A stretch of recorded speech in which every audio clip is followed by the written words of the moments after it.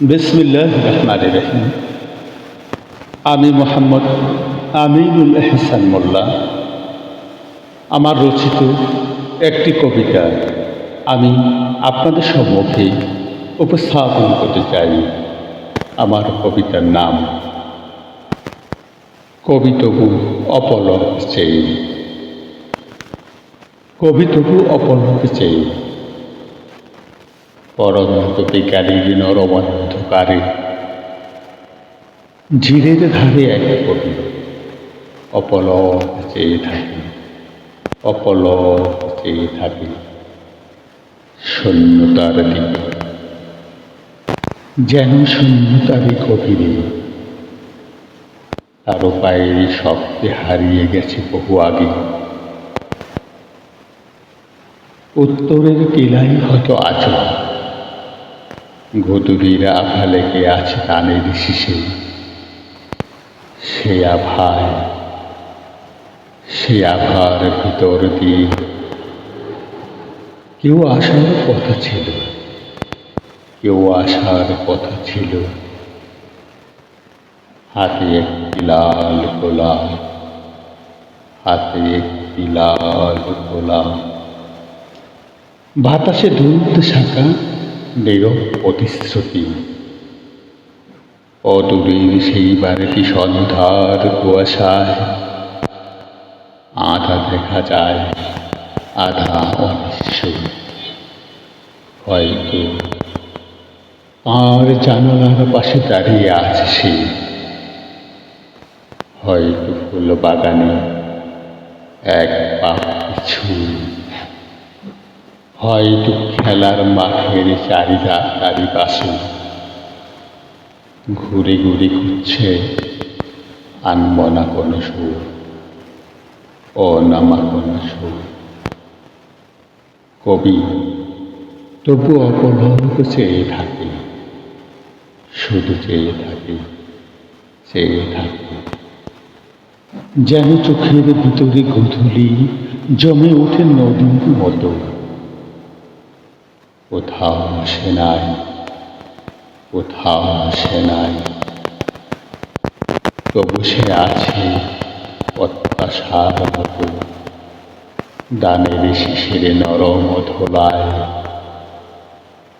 সন্ধ্যা ঘনিয়ে আসে, পাখিরা নীরবে ফিরে যায় বাড়ি। ডানায় লেগে থাকে ক্লান্ত সোনালি আলো, দানে খেতে সোনালি হয়ে ওঠে। যেন দিনের শেষ রক্তিম স্বপ্ন মাটির বুকে ঢেলে দিয়েছে কেউ। জিরের জল শান্ত নিবিড়, অতল আয়নার মতো নিঃশব্দ। সারি সারি গাছ দাঁড়িয়ে থাকে কবির নিঃসঙ্গতার প্রহরী হয়ে, কবির নিঃসঙ্গতার প্রহরী হয়ে। তবু কবি অপলক চেয়ে, যদি সে আসে, যদি পুতুলির ক্ষণিক আলো একবার চোখে চোখ রাখে, যদি বলে আমি তোমাকে ভালোবাসি, আমি তোমাকে ভালোবাসি। এই নাও প্রেমের গোলাপ, এই নাও প্রতীক্ষার লাল আগুন। কিন্তু সন্ধ্যা আরো গভীর হয়, নীল থেকে কালো। তবু সে এলো না, তবু সে বলল না। তবু কবি ভালোবাসে শূন্যতার দিকে চেয়ে, ভালোবাসে ধানের সোনালি নিঃশ্বাস, ঝিলের নিস্তব্ধ জলে ভাসা আকাশ, গদুরের ম্লান আলোয় হারিয়ে যাওয়া এক অনামা পদচিহ্ন।